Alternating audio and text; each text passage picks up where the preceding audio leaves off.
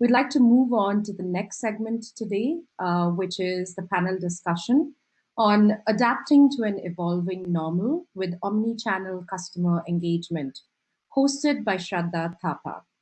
On her behalf, I would like to welcome our panel guests, Mr. Manish Vora, Mr. Venkatesh Kidambi, Mr. Arindam De Sarkar, and Mr. Amol Gupta.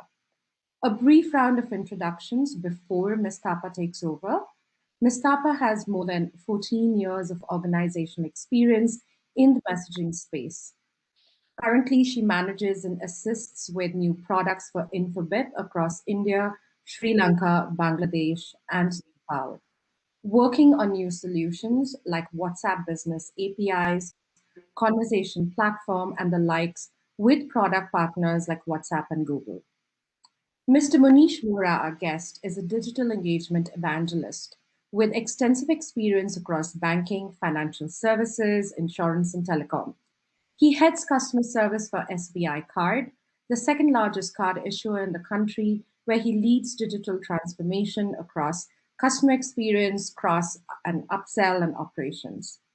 Mr. Venkatesh Kidambi, the global head of digital marketing platform and CRM at Kimberly Clark, brings with him 16 years of experience in brand building, digital transformation, CRM, and analytics on a global scale. Mr. Amol Gupta joins us from 99 Acres, where he serves as the Vice President, Process Audits.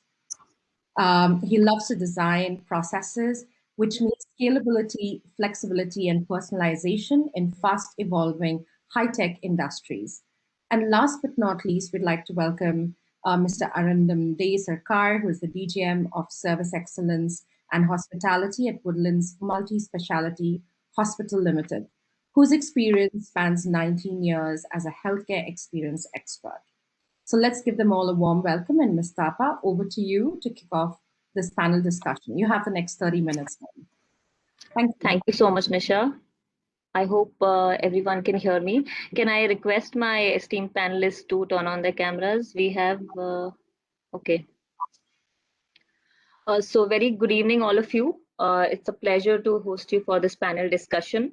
The topic of our discussion today is adapting to an evolving normal with omni-channel customer engagement. So the word disruption has taken an entirely new meaning as the world navigates through this pandemic phase. Even though COVID-19 has shifted a significant amount of customer traffic to digital channels, but some customers just won't let go their traditional channels. Hence, adopting the blended traditional and digital has become a must-do for enterprises. To adapt to evolving customer behavior and preferences, businesses are now evaluating different omni-channel offerings and opportunities to innovate and fill in the gaps. Omni-channel platforms actually bring in the convenience and they offer a great opportunity to meet customer expectation. And let me share some numbers with you. According to McKinsey reports, we have 1 billion mobile subscribers, 500 million online, 300 million on social media. So if you see, India is the largest and the fastest digitally enabled market, and with rapid digitization, with internet penetration, mobile penetration at this scale, we do have a lot of enabling and catching up to do. And to master omni-channel marketing, I think it'll be really good for the customer experience that we want to create and the whole ecosystem, as we are moving towards better customer experiences. And this is what the topic is all about. So to kickstart my discussion, I would actually like to ask Amol, real estate is a very scattered in terms of stakeholders. There are builders, there are distributors, there are stock brokers. I mean, there are brokers. So how do you think you will kind of enhance customer experience in this era? Yeah, Shraddha, you are absolutely right when you mention that real estate is a distributed space with a lot of stakeholders involved: brokers, builders, marketing executives, and so on.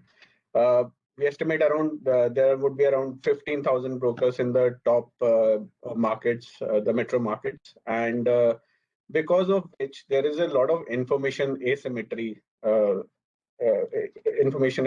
out, right? And how does this information asymmetry impacts a real estate buyer? Let's understand the customer journey. So, for example, a customer wants to buy a home. So the first step that he'll do is he'll do some market research, and that market research would be to understand in his budget, whatever he has, what kind of configuration he will be able to afford, what are the projects, what are the localities where he'll be able to afford to. Once he has done that, he'll shortlist some of the localities where his budget allows, and then he will start making contacts with the sellers. Either they can be brokers, they can be builders, or they can even be owners. Now, once he has done that, he'll make the site visits, and then the deal is done. However, in the first 2 steps of his of the journey, there is a lot of information asymmetry which impacts him, right? And 99 acres, what it does is it reduces that information asymmetry by making all that information which he wants in a way that is easily discoverable, and it facilitates decision making. So just to illustrate my point, what 99 acres does is we have around 10 lakh listings, right? And among that, around 1.6 lakh listings are verified, which means that we would have gone there on the property and clicked the photos ourselves, which means these are completely verified. We know they exist, right? Then there are around, we have 100% of the projects which have been approved by RERA on our site for the customer to view. And these projects have all relevant information in them, and they are kept updated all the time. Then we have the landmark information, which is also verified by us. One new thing that we have started doing is we have collected a lot of locality and project reviews on our website. And these locality reviews, when I say, these are not done by us, right? These are done by the real buyers, real owners. As of now, we have around 1 lakh plus reviews on our site, which makes the information unbiased, and therefore it facilitates the customer to make decisions. We also have 3D floor plans, and there are around 2 lakh listings which have 3D floor plans. A 3D floor plans allows a user, especially the lady of the home, the prospective home buyer, to understand how the home will look like, where will the sofas be placed, how will the kitchen be looked. So all these information provided in such a way that it is easily discoverable, people can compare, and then they can take a decision. This is how we have been able to leverage the digital platform to reduce the information asymmetry and therefore make the decision process smoother. Yeah, it's a wonderful platform. I am a consumer itself, so it's a great initiative. In fact, it makes life a whole lot easier. Moving on to Venkatesh. Venkatesh, the question for you is, like Kimberly Clark being one of the pioneers of India in its segment, what strategies and tools have you deployed to up-level the customer experience? Since India is not an easy market, so we want to hear from you. Thank you, Sharda. Thank you for the question, and thank you, Nisha, for the introduction. The new normal and the pandemic that has hit us has actually accelerated both the consumers as well as the brands like Huggies, Kotex, their journey towards digital and how they have adopted omni-channel engagement, and various digital channels and properties that we basically own have exploded in the last 1 year or so. We at KC think that omni-channel is not just about being on every channel, but it's about being on the channel which is of preference to the consumer. We want to deliver personalized experiences on the platform of the consumer's choice, and that has basically directed our growth. That has been the directional guide for us to develop our digital capabilities and implement various omni-channel strategies that we have. We have gone to market with various digital, say, new initiatives, existing initiatives. And to that end, we have gone to market in India, Brazil, Argentina, Malaysia, Philippines, to name a few. All of these markets are very highly challenging markets in terms of them being very cluttered, in terms of a lot of local players being there, and in terms of it being completely diversified in terms of channels. Say if you go to something like Philippines, you would possibly be much more engaged on Facebook Messenger, whereas in India, it's about WhatsApp. Or in Vietnam could be about Zalo, or say something of our European markets could be about Telegram or Viber and so on.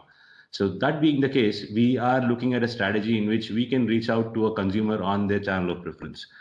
Let me give an example. We have started mom's channel on WhatsApp India, wherein this is about engaging moms during their pregnancy, providing pregnancy support to moms, providing medically vetted tips and advice to mothers who need it the most. And this has given us tremendous response in Indian market.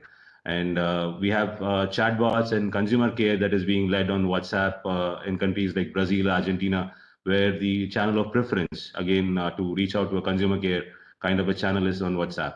Or if you go to Philippines, as I said, in Facebook Messenger, we have started some chatbots on Facebook Messenger, and also on say very localized platforms like KakaoTalk or Zalo in countries like Korea and that is South Korea and Vietnam. So we have embraced digital wholeheartedly, and we have ensured that we are reaching out to the consumer where they prefer, how they prefer. And this is basically delivered us immense amount of value in the last 1 year or so. And in terms of our market results, we have been doing better than ever. And I would attribute at least a part of it, if not a lot of it, to our embracing the digital channels and the way we have gone about reaching out to the consumers and providing those personalized experiences on their channel of choice. I keep repeating on their channel of choice because omni-channel more or less is right now trying to say I am there everywhere. That's not going to cut the ice, because if you're there everywhere, you're spread too thin, and you're putting your resources and you're putting your investments everywhere, and that ensures that your one single interaction might not be the best quality. So the consumer insight of where the consumer wants to be plays a key role of which channel would I basically choose in the plethora of omni-channel say capabilities that are currently available. Yes, I completely agree. Customer preference is the way to go. Actually, getting to customers on all channels may get frustrating, and I think this is the change that we are actually witnessing these days. That brands are actually looking for the preferred channels that the consumer would want to, be engaged on. So this is really great. And not only are you looking at customer engagement, you're also looking at customer sentiments. And the use case that you mentioned is really great. The mom's one. So I Of really course, we are a appreciate mom. that. Of course, we I'm are a a mom mom. too, so I can really connect. Thank you. So thank you so much. So moving on to next question, which is for all the panel members. We want to understand from you all that what are the omni-channel trends that you've seen, especially in pre-COVID and post-COVID era, like we're calling this post-COVID, but hopefully it remains. And the customer experience, we want to know, is it still the driving factor for omni-channel? Because, we want to understand what new technologies are you, exploring to enhance customer journey. And since we are talking CX, I would like to, start with Arindam, as healthcare has been the, most critical industry in the last 1 year. So we are all ears, Arindam. Hi, good afternoon. Good afternoon to everyone. It's a nice platform to express my experience during the pandemic times, because I have been a patient and I have been also the customer service excellence head of this hospital. So I can relate to both the sides. So when the COVID started, it was actually a very serious matter for everyone in the society. And we were also new to this disease. So we were not knowing what is going to happen, because in the media, a lot of positives and negative information was passing out. So we were only on dependent on the medias and also the Western countries' informations and the China's information and all. But ultimately, when we face the scenario, the doctors, I mean, I'm talking about the clinicians and the nursing teams, they have understood that, this particular type of disease had got different angles of different age groups. For the young is a different, for the aged people, they have turned in a different side. So taking all things into considerations, you know, healthcare is something without touch, without seeing a patient, a doctor cannot diagnose even what has happened with the patient. But during this COVID scenario, there are a lot of things have changed into a digital platform. Like a hospital was divided into zones where COVID patients were being kept, and we have restricted, as per the government rule, we have to restrict their patient relatives to come into the hospital. Now, to connect with the patients and the relatives along with the doctors, what we have started actually was the virtual communication, and we have made a fixed timing for the doctors with the patient relatives and also the patient with the patient relatives. So actually what happened, they were every day they were connected, but those patients who are in a critical conditions, we didn't allow the patients to talk about with the patient relatives. It was only the doctors who spoke with the patient family members. So that was the first step that we took into the healthcare industry of these virtual communications, because we wanted everyone to be connected about the condition of the patient, because the family members are not allowed to come into the hospital. That was one part, but at the same time, while the doctors were actually communicating with family members, they were also guiding the family members how to protect themselves from not being get infected by the COVID things. So that was the first initial step. Then followed by, we have actually also launched the satellite unit, where those patients who are not so critically ill but can be managed in a separate facility, we also set up that place. And what we have done is basically we have done without the ICU facilities in that. We have put it's actually a hospital with all the facilities of doctors, nurses, F&B, housekeeping, and everything, but it was directly connected with the main hospital, through again the digital platform. Even the doctors who were not, even though sometimes the patients wanted to talk to the doctors, so there was a single point of contact. Doctor's number was given to all the patients who were staying inside the room. They can at any point of time do the WhatsApp chatting with the doctors, even do the video call with the doctors, and they can even explain what they wanted to say. The doctors were always at time to explain the condition of the patient and guide them. So that was another way of connecting in a digital platform. So these were I the really agree. channels. And not only that, if you look at, we have the Woodlands Hospital, which is basically a 75 years and the most oldest hospital in Kolkata. So here we have actually started the Facebook Live, which the doctors explains to the community that how for all the specialities, it's not particularly for any particular specialty, it's all the specialities, how to deal with the conditions. So this is what, so these consultations, if you have any problem, then you come to the hospital. But there is also a learning and also the awareness to the community that how the individual diseases can be treated or can be prevented or can be dealt with. So this is how the Woodlands Hospital have started during the pandemic situation. And post-pandemic, there are a lot of things that we have done. Yeah, I truly agree and appreciate. I can take a moment to thank all the healthcare industry, and they've stepped up. And adoption of omni-channel has actually helped us in this pandemic. It'll be so true. So moving on to Monish, waiting to hear from you. Thanks, Shraddha, and thanks. It was lovely hearing what all the other panelists had to say.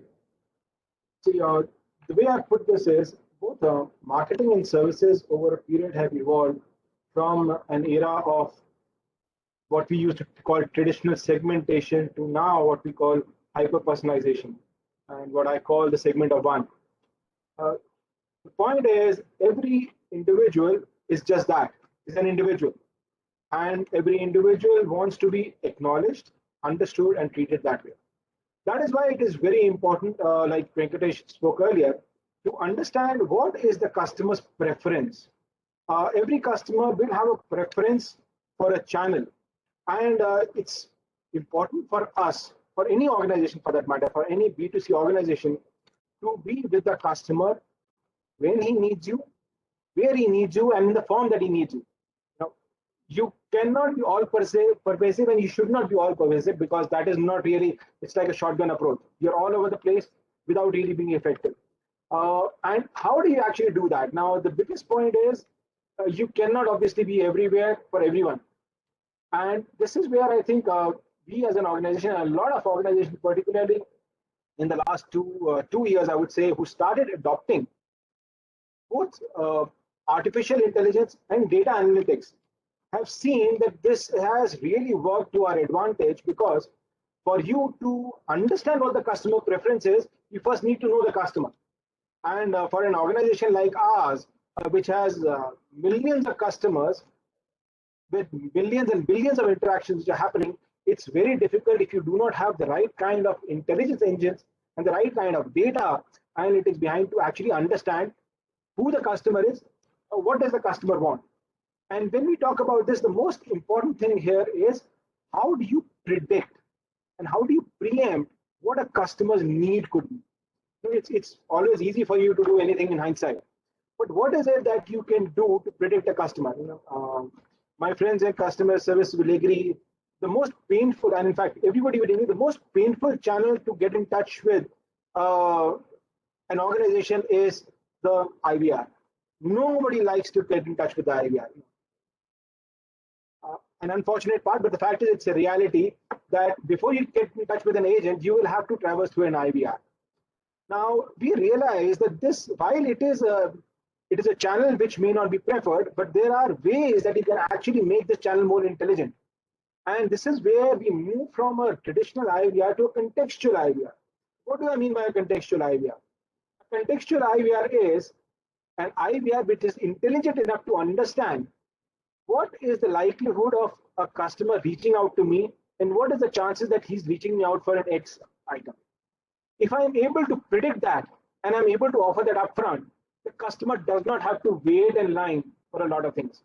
And I'm happy to share that we actually have been very successful in terms of deploying about 4 to 5 contexts already, where our data engines are able to analyze the customer's past behavior and predict really accurately what a customer is calling for. So what is really happening is the customer is the moment he hits the IVR, I know it's Shraddha calling me, I know it's Arindam who's calling me because I know your mobile number. I know that in the last 10 days, this is what has happened with you. And I'm saying with reasonable certainty, probably this time around you're calling me to redeem a reward or you're calling me to ask for a payment status.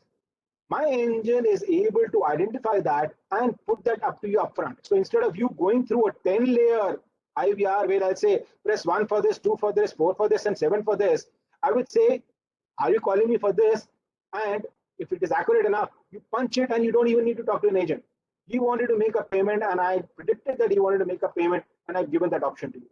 So I am personalizing it to you to the level where I am able to predict your behavior.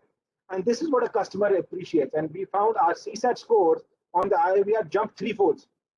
So people who obviously did not rate us very high on IVR, they now find that this is a channel where we can actually use it to service themselves.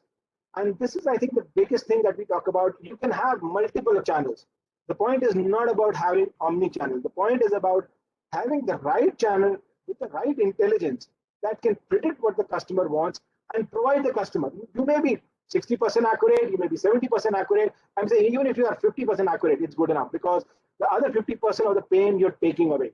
The customer knows what you're really getting in touch with him for. And this cannot be done without a huge interaction with the data platforms that we have. So you have to make sure that whatever data you have is current, is updated, is actually giving you and throwing you those insights. And I've given an example of a contextual IVR, which is just a very, very small thing, but there are so many use cases that you can use to predict and to actually service a customer a lot better.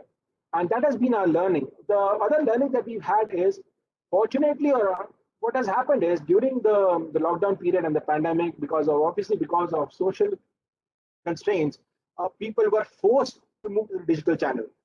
But what has really happened is that people who were forced migrated, they've realized today that, hey, this is a much better channel than waiting to speak to an agent. So the stickiness of the channel has gone up. So what I would have probably reached in 2023, I've already reached now just because the customer has started adopting that. And what really that benefits me is the moment a customer starts adopting a channel, the channel starts to grow, the channel starts to evolve. I'm not too sure, but I hadn't heard of Zoom before the pandemic or Microsoft Teams that, the last 12 months, we all survived on Microsoft Teams and Zooms, and my children on a Zoom all the time, right? I hadn't heard of Zoom before that, and forget about the market capitalization there. But that really shows that how technology, which has come in, is going to take advantage, and it's taking on. So schools may have opened today, but my son still does his online classes. You're so right.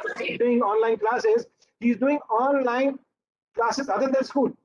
So he does a Spanish class in his school today, which he was not doing. He's learning drums at school today, on Zoom today, which I couldn't even imagine. How can somebody learn to play an instrument through Zoom?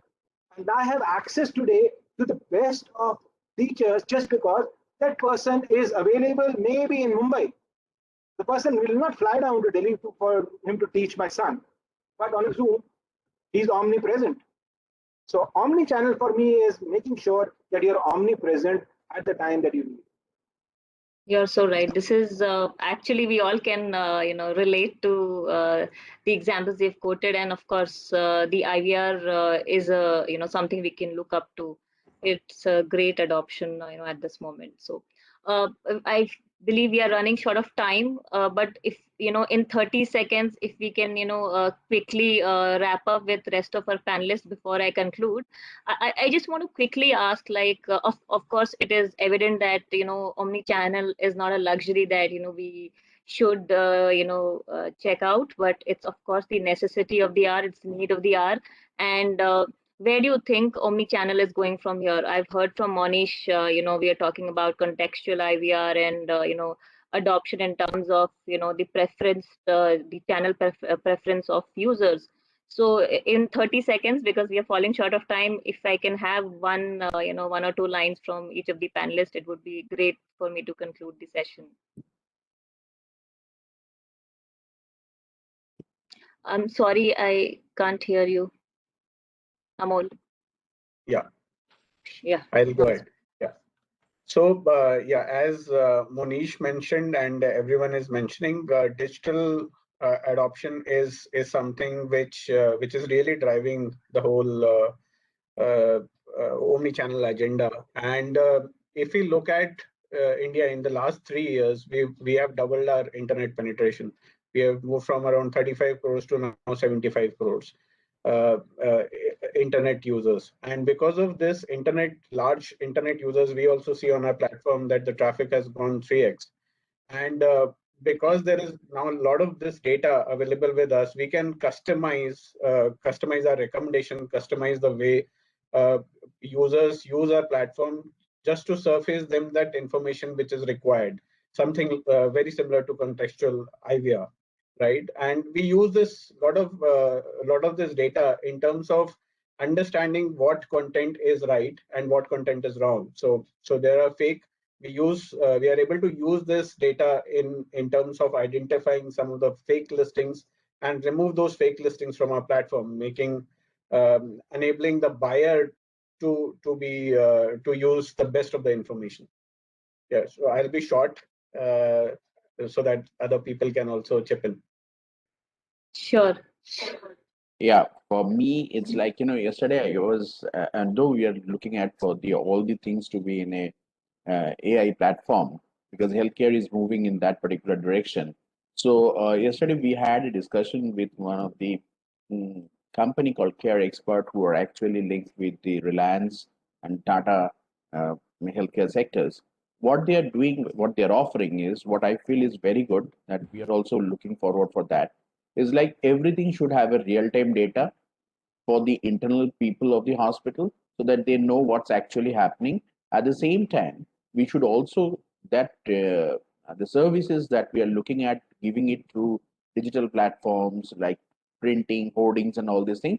These will go on a real-time thing to the patient on the latest updates, latest technologies, latest informations to the community, the entire patient or the family members, so that they are also being aware.